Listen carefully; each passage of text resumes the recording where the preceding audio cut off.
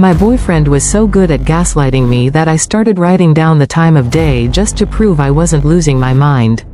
Every time I noticed something off, he'd tell me I was remembering it wrong, or that I was stressed. But I didn't lose my mind, I found his other life. For 3 years, Mark was the perfect guy. We shared groceries, morning routines, and those solid plans for the future that sound unbreakable when spoken out loud. But behind the suburban charm, he was a master of the double life. Began with small, almost insignificant things. I would mention a conversation we had over dinner, and he would tilt his head, a look of faux pity crossing his face, as he'd whisper that the conversation never happened. He made me feel like my memory was a sieve, leaking the truth until only his version of reality remained. Every time I noticed a discrepancy in his stories, a missing hour in his evening or a strange charge on our joint account, he'd lean in with that concerned, predatory softness. He would take my hands in his, look directly into my eyes, and tell me I was remembering it wrong, or that my anxiety was acting up again. I began to doubt the very ground I stood on.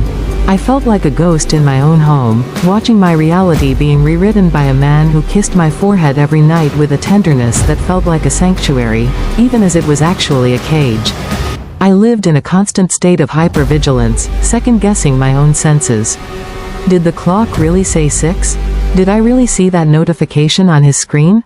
When I tried to bring up my concerns, he would weaponize my own mental health against me, suggesting that perhaps I needed to increase my therapy sessions because I was becoming unstable. It was a slow, methodical erosion of my confidence. He wasn't just lying, he was dismantling my ability to perceive the truth, ensuring that he was the only source of reality I could trust.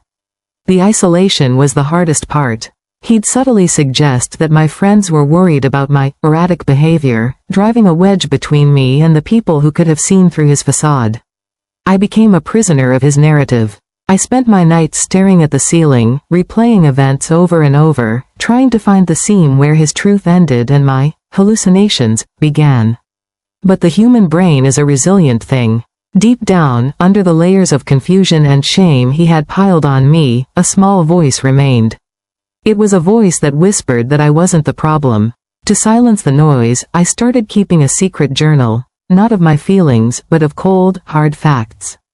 I recorded the weather, the time he walked through the door, the exact amount on the grocery receipts, and the specific words he used to dismiss me.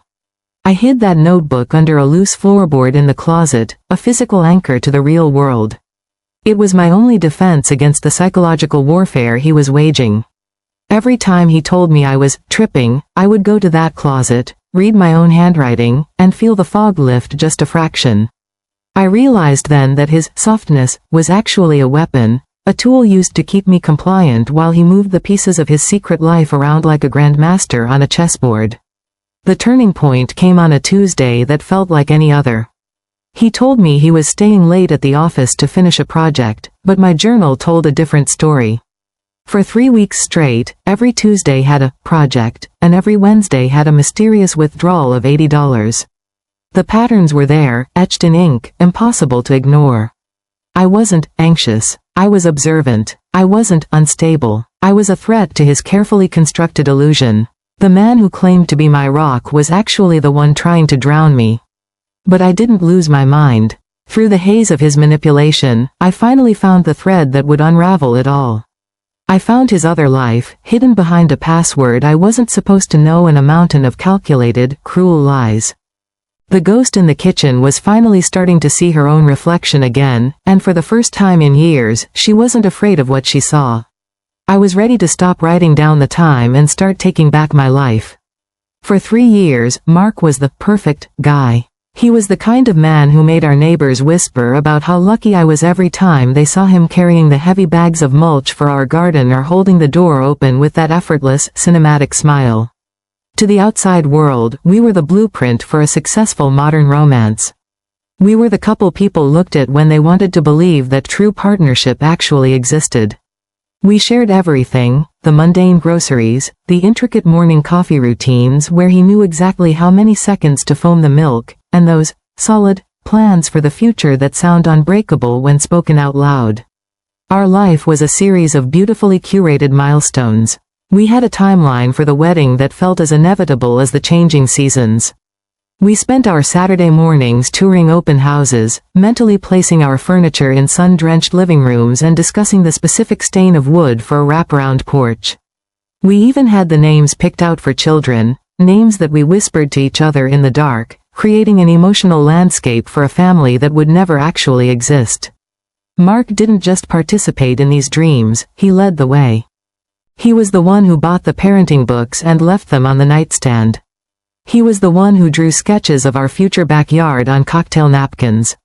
He made the future feel so real that I could almost touch it. But behind that polished suburban charm, Mark was a master of the double life. He wasn't just a partner, he was a psychological architect building a masterpiece of betrayal right under my nose. While I was busy nesting and planning our forever, he was meticulously constructing a parallel universe. He used our domestic bliss as a camouflage for something much darker. Every "I love you" was a brick in a wall he was building to hide his true intentions. Every shared meal was a performance designed to keep me complacent and unsuspecting. He possessed a terrifying ability to switch personas the moment he walked through the front door, transitioning from the doting future husband to a cold, calculating strategist. The most painful realization wasn't just that he was unfaithful. It was the realization that he was harvesting my life to fertilize someone else's. He was taking the best parts of me, my stability, my emotional labor, my unwavering support, and using them to build a foundation for a different woman. He used the confidence I gave him to charm his way into another heart. He used the money we saved for our future house to buy gifts and experiences for a life I wasn't allowed to see. He was literally draining the resources of our relationship to fund the start of his next one. I was his silent partner in my own destruction. Because I believed in the solid plans, I didn't question the late nights or the sudden change in his phone habits. I thought we were a team, working toward a common goal. I didn't realize that while I was playing a game of house, he was playing a game of chess. He knew exactly which emotional buttons to press to keep me focused on the porch and the babies, while he was busy signing the lease on a secret apartment. He made me feel like the center of his world, when in reality, I was just a convenient pit stop on his way to a destination I didn't know existed. The neighbors saw the golden couple, but they didn't see the hollow shell behind the front door. They didn't see the way his eyes would go cold the second the curtains were drawn. They didn't see the calculated way he managed his time to ensure his two worlds never collided. He was so disciplined, so thorough in his deception, that he almost deserved an award for the performance. He maintained the perfect guy persona with such dedication that even I, the person closest to him, couldn't see the cracks forming in the foundation. He had turned our shared routines into a script. Every morning coffee was a scene, every grocery trip was a set piece. He wasn't living a life with me, he was maintaining a cover story. The solid plans weren't promises, they were decoys. They were designed to keep my eyes on the horizon so I wouldn't look down and see that the ground beneath my feet had already been sold. He was an artist of the highest order, and I was the canvas he was painting over until my original self was completely obscured by his lies. The betrayal wasn't a single moment of weakness, it was a 3-year construction project, and I was the one who had provided all the materials. The scariest thing about a master manipulator isn't the lies they tell you, it's the parts of yourself they make you throw away to keep them happy.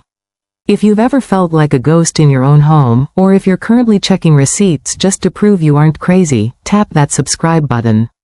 It's a small signal to the algorithm that stories of reclaiming our sanity need to be heard. Now, wait until you hear how he reacted when I held his secret life in the palm of my hand. The mask finally shattered on a mundane Tuesday afternoon, triggered by something as simple as a broken zipper. Mark had left his gym bag near the front door, and as I went to move it, the weight felt off. There was a hard, rectangular lump stitched into the very lining of the bag, a place where no one would ever think to look. When I reached in and pulled out a sleek, black smartphone I had never seen before, the air in the room seemed to turn to ice. This wasn't just a gadget, it was a physical manifestation of a betrayal so deep it made my stomach churn. I sat on the floor of our entryway, my hands trembling as the screen flickered to life. There was no password. Perhaps he felt his gaslighting had made me too timid to ever go looking. What I found inside wasn't just a collection of casual flings or fleeting messages. It was a meticulously documented alternate reality. He had convinced a woman in the next town that he was a high-stakes traveling consultant, a man who was frequently away on business, when he was actually sitting across the dinner table from me. The level of detail was pathological. The most sickening part was seeing my own life reflected back through his lies. There were photos in the message thread of the meals I had spent hours preparing, the cocoa van I made for our anniversary, the homemade sourdough I slaved over on Sundays. He had sent these photos to her, claiming he had made them himself. He told her he was practicing his culinary skills, because he wanted to show her how domestic and ready for marriage he truly was. He was using the labor of my love to audition for a role in her life. He was selling a version of himself that was built entirely on the back of my efforts. As I scrolled, I saw videos of our dog, photos of our sunset views, all repackaged as his solitary, lonely life waiting for her to fill the void. He had turned our home into a film set where he was the only actor, and I was just a ghost he edited out of every frame. The betrayal felt physical, like a slow-moving tide of sludge filling my lungs. I waited for him to come home, the phone heavy in my palm, my heart hammering against my ribs like a trapped bird. When he finally walked through the door, humming a tune and dropping his keys with that familiar, confident clatter, I didn't scream. I simply held the phone up. I expected a breakdown, a confession, or at least a flicker of shame. But Mark was a different breed of predator. He didn't blink. He didn't stutter. He didn't even drop his smile at first. He just stood there, looking at me with a terrifying, clinical coldness that made my skin crawl. His reaction was worse than the lie itself. He let out a small, tired sigh, the kind a parent uses with a difficult child. He looked me straight in the eye and calmly told me I was hallucinating the evidence. He spoke with such conviction, such steady, unwavering authority, that for a split second, I actually looked down at my hand to see if the phone was still there. He told me I was under too much stress, that my imagination was playing tricks, and that I was seeing things that weren't there because I was desperate for drama. He stepped closer, trying to take the device from me, all while maintaining a voice that was smooth and soothing. He tried to convince me the phone wasn't even real. He suggested it was a prop, or something he had found and forgotten to mention, but even as he pivoted his lies, he maintained the narrative that I was the one who was broken. He didn't defend his actions because, in his mind, he had done nothing wrong. He was simply managing a unstable woman who couldn't handle the truth. The gaslighting had reached its final, most grotesque form. Standing in our kitchen, surrounded by the solid life we had built, he attempted to delete my reality in real time. He watched me crumble with the detached interest of a scientist observing an insect.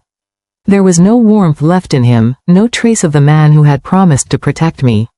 There was only the mask, and now that it had slipped, the void behind it was infinite.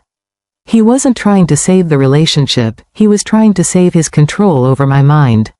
I realized then that you cannot reason with a person who refuses to acknowledge the existence of the floor you are both standing on. Every word out of his mouth was a fresh coat of paint on a crumbling wall. He wanted me to believe I was crazy because if I was crazy, he was still perfect. If I was the problem, he didn't have to be the villain. But as he spoke his final, chilling lie, telling me that I needed to go lie down because I was seeing ghosts, I felt a strange, cold clarity wash over me. The phone was real. The lies were real. And for the first time, I realized that the man standing in front of me was the biggest hallucination of all. What Mark didn't realize is that narcissists always underestimate the people they break. He thought that by shattering my reality, he had rendered me powerless. He assumed I would spend the next few months spiraling in self-doubt, paralyzed by the confusion he had so carefully cultivated. But he was wrong. The moment he looked me in the eye and told me the physical object in my hand didn't exist, something inside me didn't just break, it crystallized. I stopped arguing. I stopped crying. I stopped seeking a confession that would never come. I stepped out of the role of the victim and started acting with the same cold, surgical precision he had used on me for years. I didn't waste my breath on another confrontation. Instead, I used the second phone to find the one person who could confirm the truth. I contacted the other woman. I expected fire. I expected a defensive wall of denial or a typical catfight fueled by the lies he had told us both. But when we finally spoke, the air didn't fill with rage, it filled with a heavy, grounding silence. We didn't fight over him, we found a grim sisterhood in the wreckage of his deception. She wasn't my enemy, she was my mirror. She was a woman who had been fed the same scripts, promised the same futures, and shown the same photos of his home-cooked meals.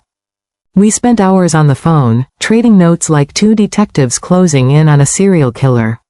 We compared dates, times, and excuses. Every late night at the office, for me, was a romantic surprise for her. Every business trip he took was a weekend spent in her bed, eating the snacks I had bought for his flight. We realized the depth of the depravity was far greater than a simple affair. It was a parasitic existence. He wasn't just living two lives, he was using one to subsidize the other. The most gut-wrenching revelation came when we started talking about finances. I logged into my primary credit card account, the one I had spent 3 years meticulously managing. This was the card I used for our future house fund, the account where I funneled every extra cent from my bonuses and overtime. I had been so proud of that growing balance, thinking we were building a foundation for our wraparound porch and our future children. As I scrolled through the recent activity, the blood drained from my face.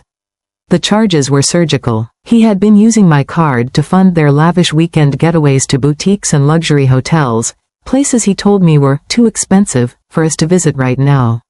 He was buying her expensive dinners with my money while telling me we needed to tighten our belts to save for the mortgage.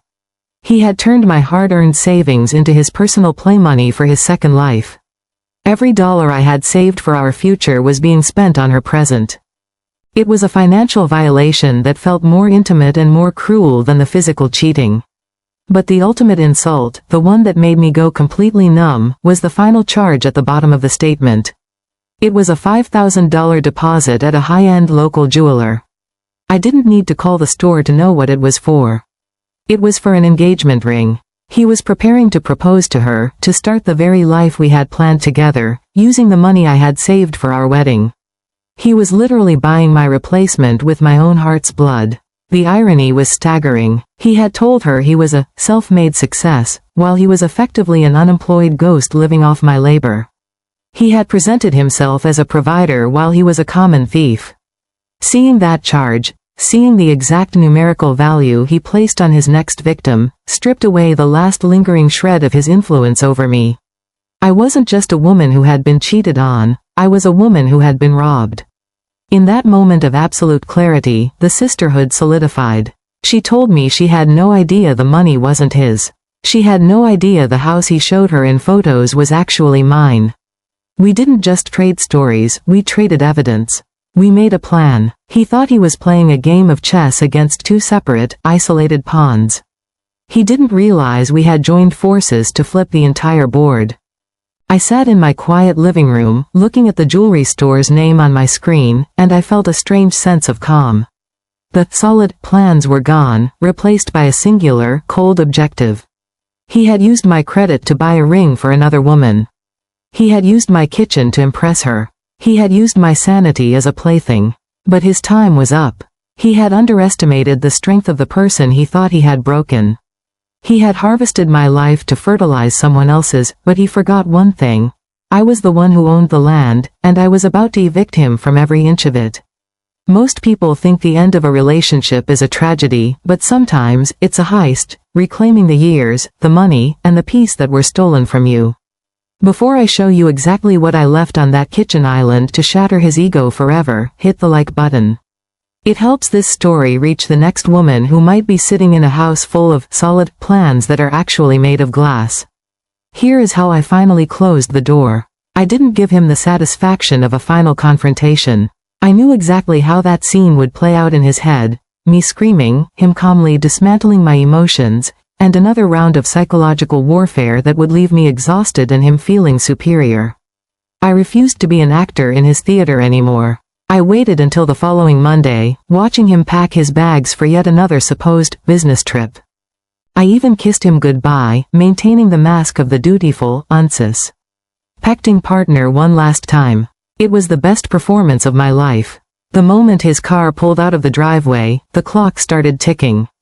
Within 6 hours, the house was a whirlwind of activity. I had hired a team of movers who worked with professional silence, stripping the rooms of everything that belonged to me, which, as it turned out, was almost everything. I took the sofa where we watched movies, the rugs that warmed the floors, and every piece of art that made those walls feel like a home. I even took the light bulbs I had purchased and the shower curtain I had picked out. I wanted him to return to a skeleton of a life, a physical representation of the vacuum he had created in my soul. By sunset, the house was echoing and hollow, a cavernous space that magnified every footstep. It looked exactly like his promises, expansive, impressive from the outside, but entirely empty within. Standing in the center of the vacant living room, I felt a lightness I hadn't known in years. The air, once thick with the tension of his lies and the heavy fog of gaslighting, finally felt clear. I walked into the kitchen, the place where he had photographed my meals to sell his domestic persona, and approached the marble island.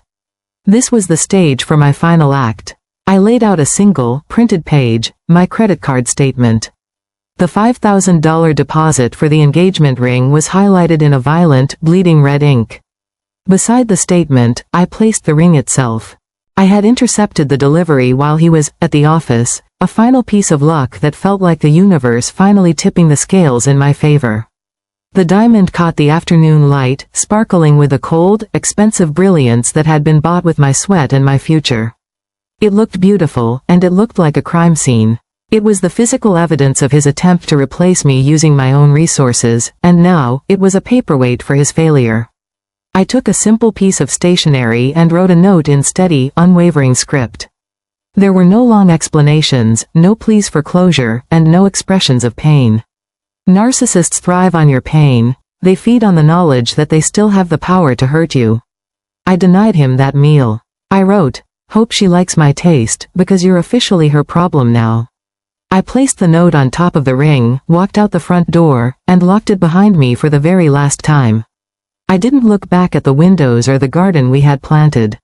I dropped the key into the sewer grate at the end of the street and drove away.